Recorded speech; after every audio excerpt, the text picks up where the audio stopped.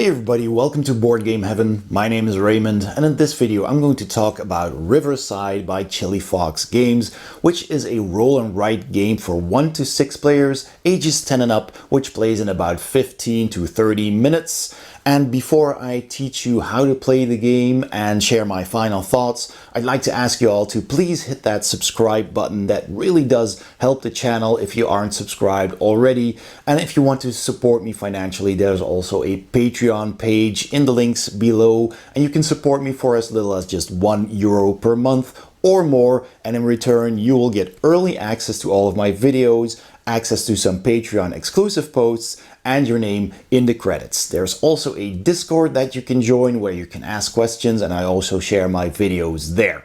Alright, let's get started with how to set up the game. So let's take a look at the box. Here it is, Riverside by Asmund and Eilif Svensson, published by Chilifox Games. It has a really nice boat, a nice picture on the cover with all these nice houses there. There's Nordic scenery, so that looks really cool. And on the back you can see kind of how the game plays. You've got these tiles, these cards laid out with kind of spots, a route, and we have some dice, and we have these sheets. It's a game for 1 to 6 players, ages 10 and up, which plays in about 15 to 25 minutes and is of medium weight, according to the publisher. All right, let's open up the box and see what's inside. All right, so first of all, we find your tour guide's manual. So we have the rule book right here. Far to the north, in a remote winterland, a small river cruise company offers exotic tours like polar bear safaris, reindeer trips, ice fishing, and more. Lucky tourists may even get a chance to see the northern lights. That's pretty cool. So your work as a tour guide, trying to attract tourists to your guide boats for spectacular excursions. That's what the game is about.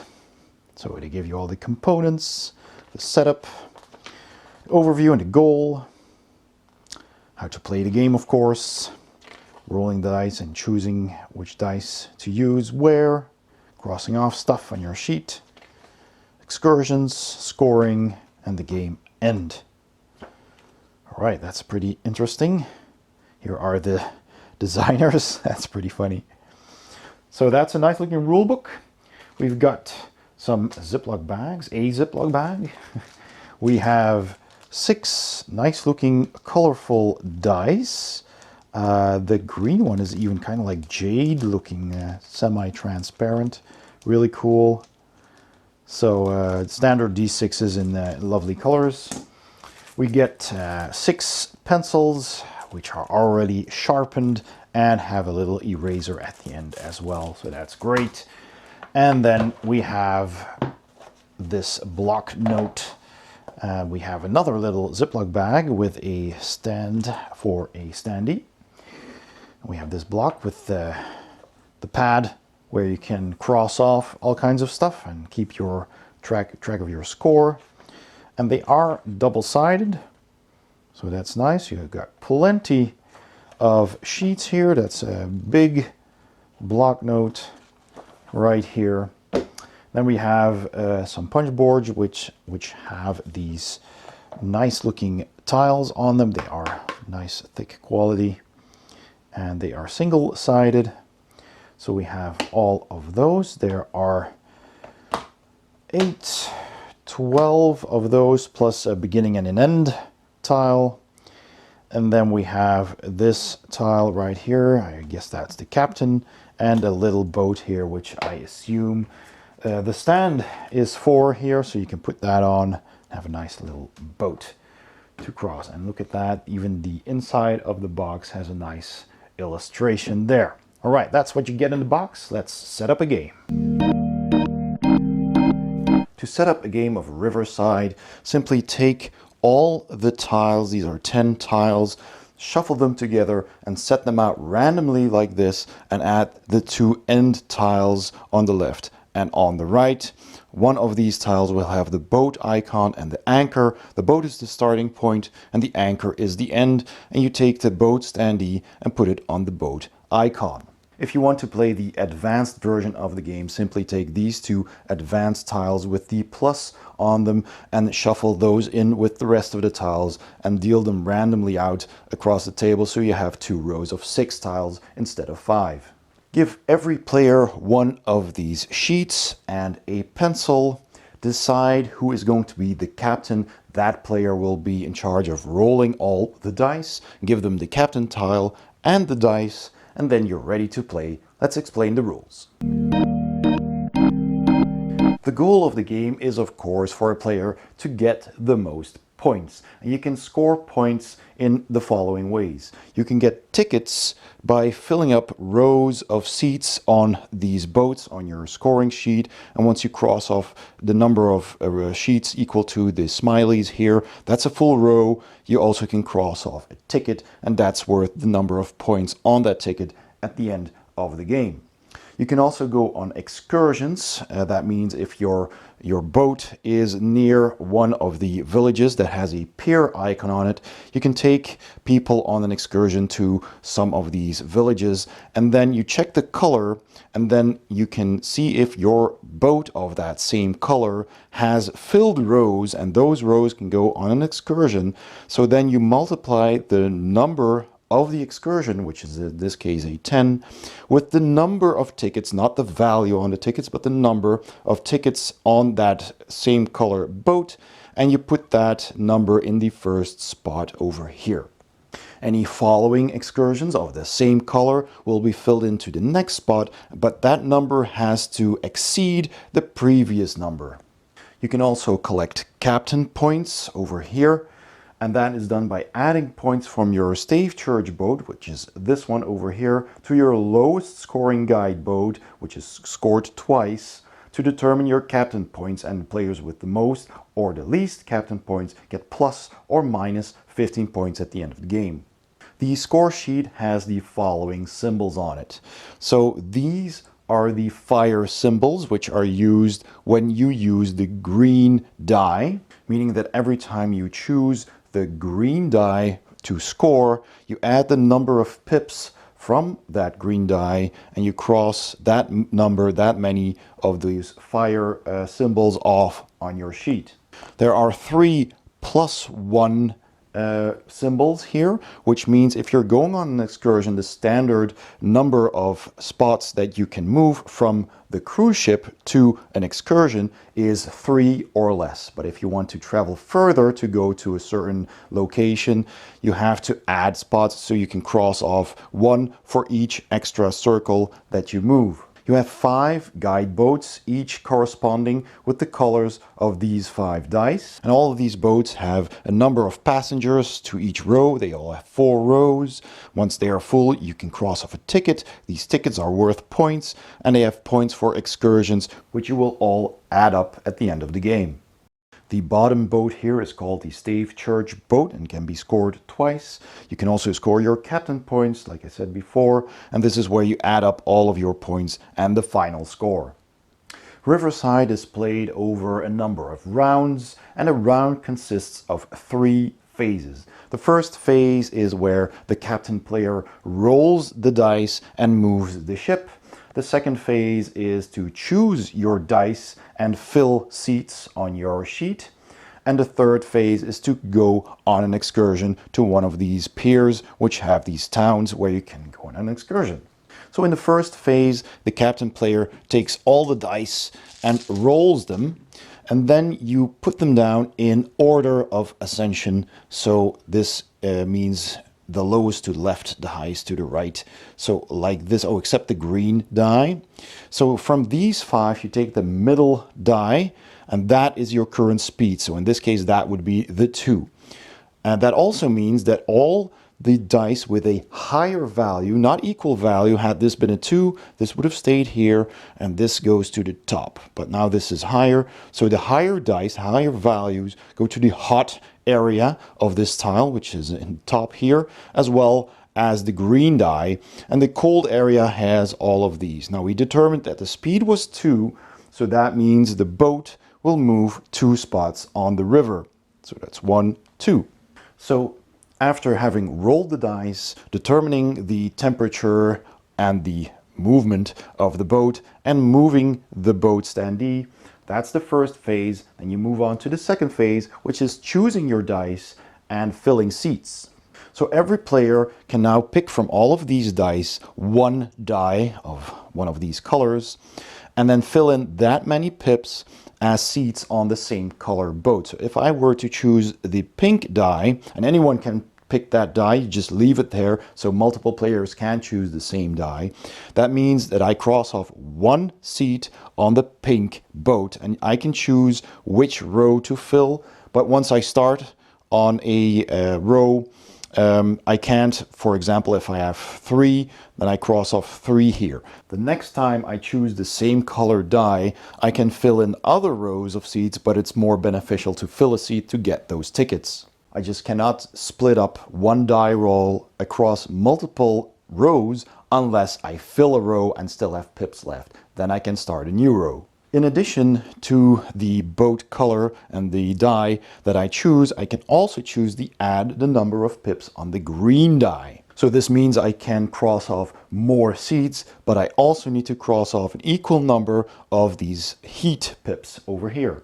If there are not enough checkboxes left on the fire track to fill all the pips on the green die, then I cannot choose the die to cross off. Also, if all of my rows are almost full and I pick a die that has more pips than the remaining seats, then remaining pips are simply lost. Whenever I fill an entire row, you will notice there are symbols here with colors and X's, and that means I get bonus seats on a different boat, sometimes even on the same boat. So for example, this bottom row here says if I fill this row of seats, I get 2 brown seats. So that means that at that point, I can choose 2 seats in the same row on the brown boat to cross off, except again, when a row is full and I have 2 crosses and I only can cross off one more pip here, one more smiley face, then I can use the remaining one on a new row. And should that trigger another full row, then you can do that again, so that can cascade.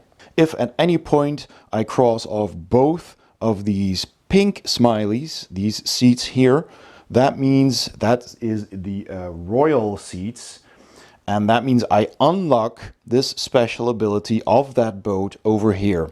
And when I use that special ability, I have to cross off this checkbox indicating that I've used it. And these symbols are different on all 5 boats, and they give you a special ability that you can use at any time, but only once during the game. And after having chosen your dice and filling your seats and possible bonus seats, then it's time to go on an excursion. So first of all, you check where your boat is, and then you choose a village where you want to go on an excursion. So in this case, all the excursions I can go to is normally within 3 spots. So that would be 1 for this village. And if I go further than that, I need to pay extra movement. So I have 3 + 1 movement boxes over here. So if I wanted to go here, for example, to this white excursion with the polar bear, that means I need to move my little excursion boat from the cruise ship 1, 2, 3, 4 spaces. So that means that's 1 more in addition to 3. So I need to cross off 1 + 1 in the top of my sheet here to go there.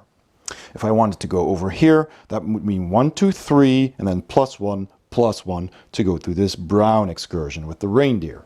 If the ship was over here, for example, I could go to this town, because that's just 2 pips away, this town, or this town for free. And again, if I wanted to go further than that, you need to cross off marks for every spot you move beyond 3.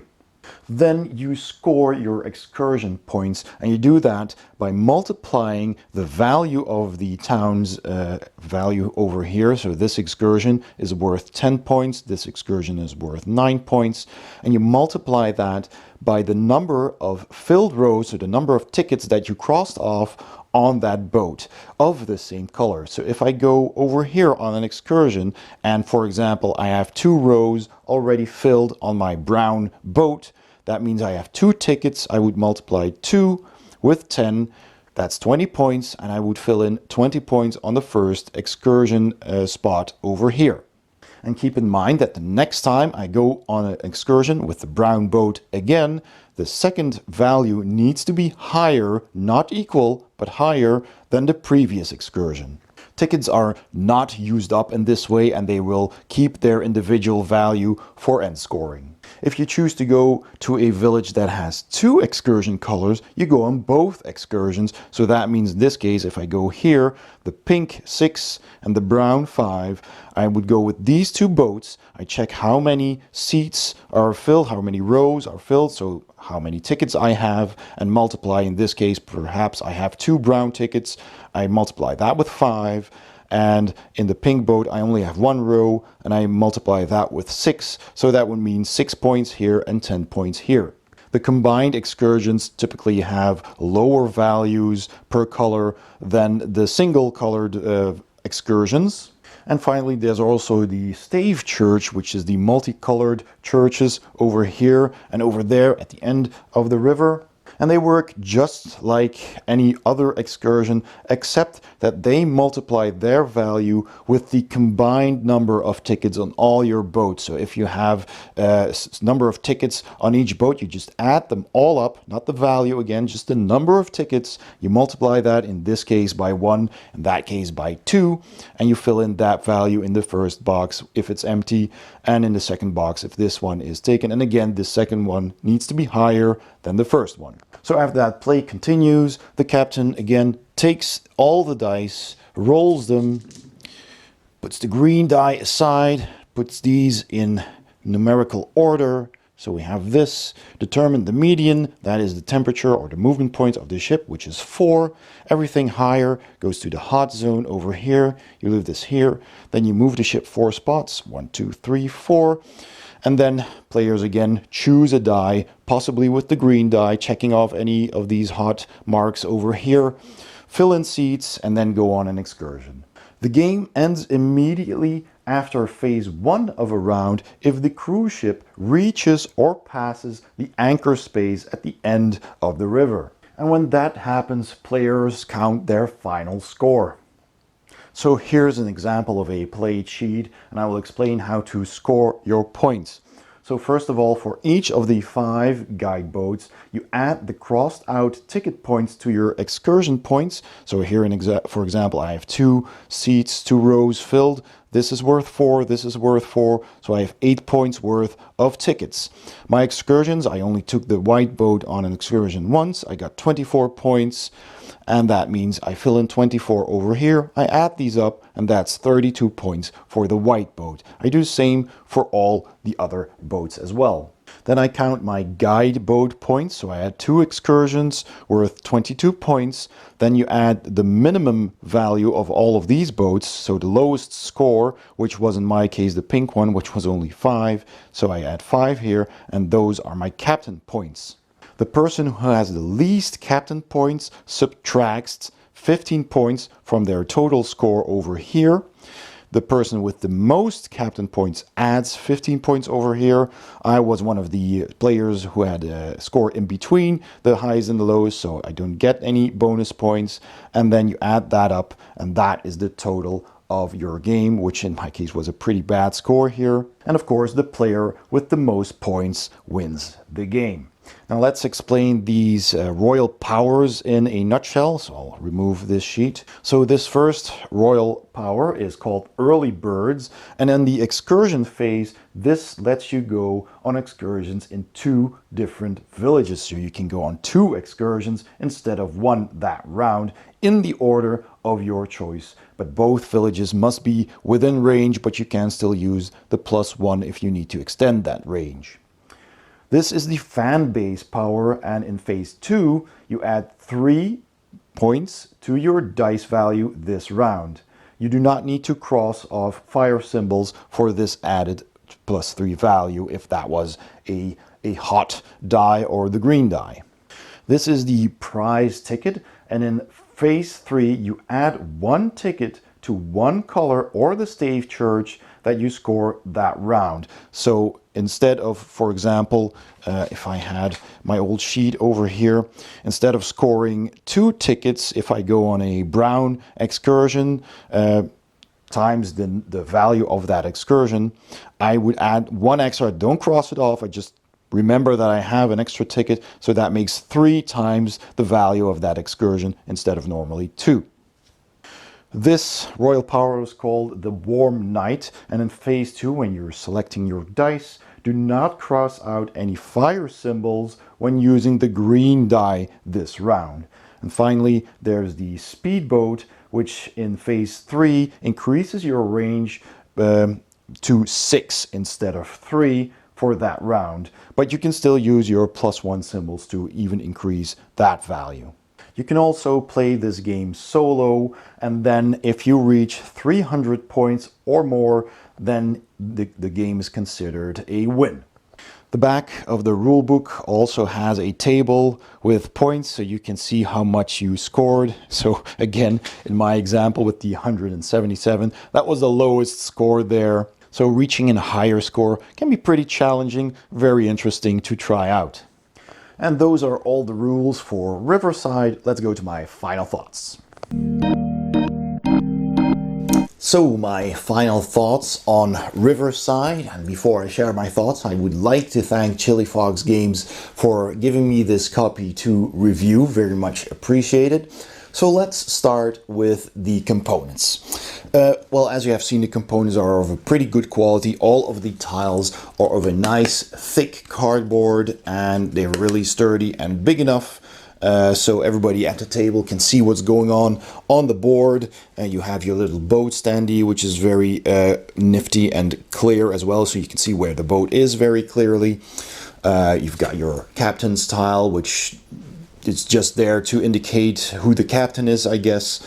And you have some nice chunky dice. They're nice and big, they're rounded, so they roll well. I do like that, and the colors are also pretty clear.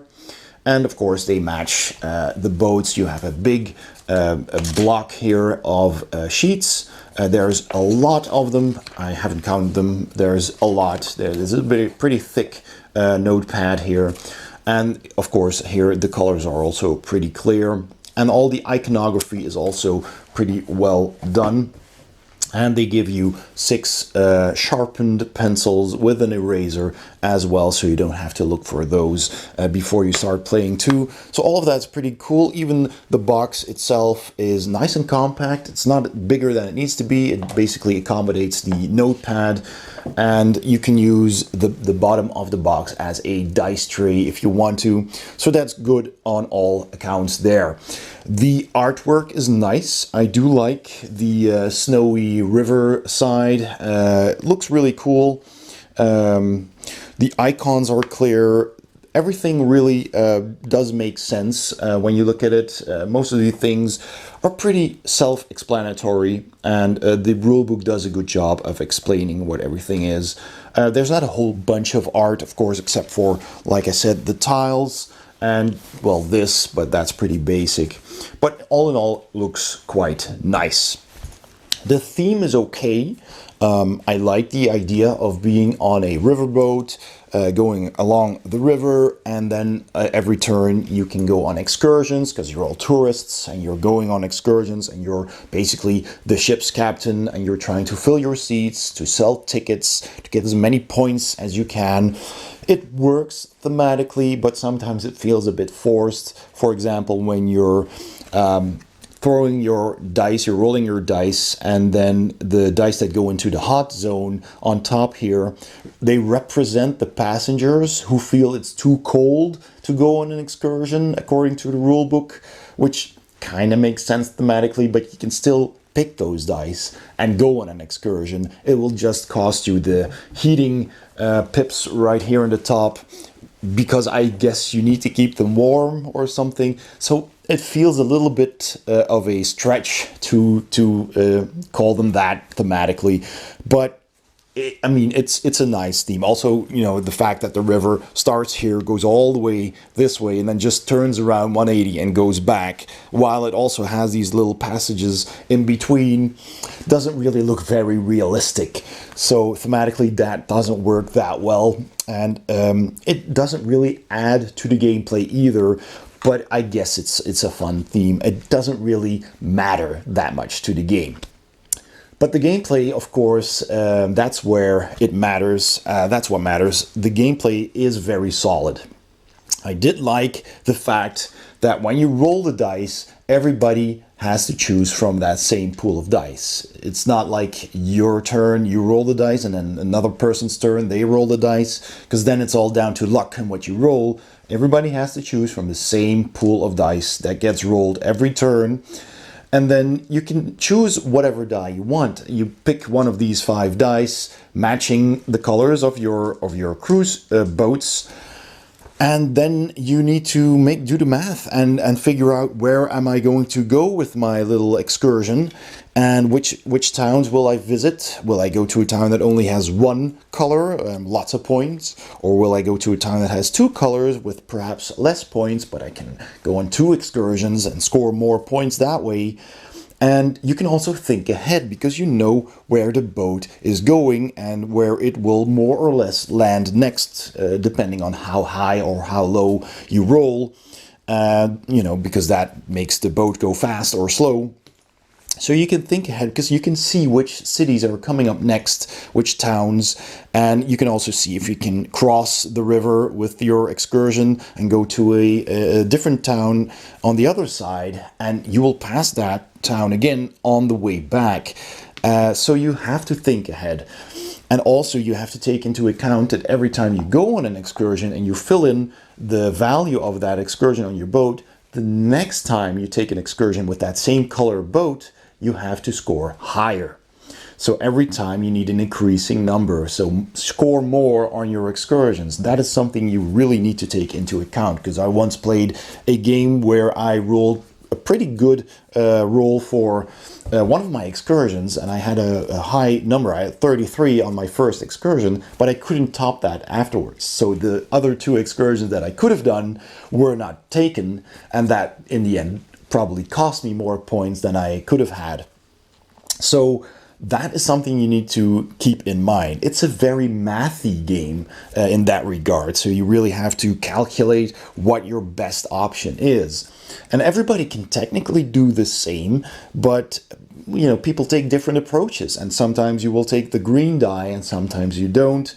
And whenever you fill in a complete row on one of the boats, you get bonus seats on another ship, perhaps. So you can take that into account as well. Which one do I fill first? If I fill this one, I perhaps get some pink seats, and with those 2 pink seats, I can fill that row, and that gets me another blue seat, which will let me cross off this section. And so you're thinking ahead, and that's pretty cool.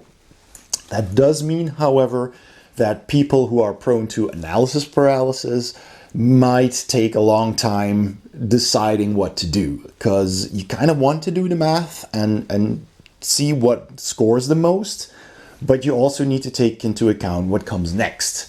So you can't always be 100% sure that your choice is the best choice. You kind of have to wing it sometimes. So while it is a mathy game and you can think ahead, you sometimes need to take a risk and maybe go for a lower score, because next time you want to be able to go on an excursion again and you need to top that. So there's a lot to take in, and that makes it a nice and crunchy roll and write, but might slow the game down if you're prone to analysis paralysis. Now, the replayability is also very good, because every time you set up this game, these 10 tiles are randomly placed. So your river is going to look different every time you play, with towns in different locations, colors in different locations. Plus you have these 2 bonus tiles which can be added to the game. They don't replace tiles, they get added, so you make your river longer. And one of them has a blocked off path down the middle, so it will not add any extra paths. It will just make the river literally 2 spots longer, because both of these tiles only have the one pier, the one town to go to. So you can potentially score more, and it won't really add a whole lot of game time. Now, the game time itself depends on how you roll. So if a lot of high dice, high values get rolled, the boat moves faster and your game might be over in 5 or 6 turns perhaps. But if you roll lots of low numbers, then you might have 10 or 15 turns. And depending on that, your score will probably be higher as well. So that makes replayability very high because it's going to be different every time you play. And I do like that a lot. Language dependency, finally. The game is 100% language independent. There is no text on the tiles. There is no text on this captain's tile. It's all iconography. There's no text on here either. So that works really well. Everything is explained with icons. All you need is, of course, the rules in your language. Now, I have this version which only has the English rules, but I'm sure you can find some online files with translations for this game as well. So all in all, this game scores pretty well on all my points, and that makes it one of the more interesting roll and write games that I've played. Certainly one I'd like to keep in my collection. Now, sometimes you want to play a quick roll and write that's very simple, like Railroad Inc., for example. That's a fun and quick little neat roll and write to pass some time as a filler game. This, however, is a roll and write that I wouldn't even consider a filler game. This is a full-on, play it for 50 minutes or half an hour game. That's just a really fun and crunchy roll and write. It also doesn't overstay its welcome. Like I said, it's 15 to 30 minutes, and that's fine. You might even want to play a second time. For me, once is fine on a game night because you want to play some different games as well. But it does satisfy. Having played one game is like, this was great. This was fun. I know what to do better next time, or you think, because for example, what I said with the excursions, you don't want to score too high on the very first one because you need to top it next time. Those are things you learn as you play, but after one playthrough you'll know all of that, and it kind of makes sense because you know all this from the rules. So all in all, pretty good game, giving it 2 thumbs up. And again, thanks to Chilifox Games for giving me a copy of this game to review. I hope this video was useful to you. If you liked it, please give it a thumbs up. And don't forget to subscribe if you haven't already. Also, check out my Patreon page by clicking the link in the description below or the icon at the end of this video. Thanks so much for watching, and I'll see you next time on Board Game Heaven.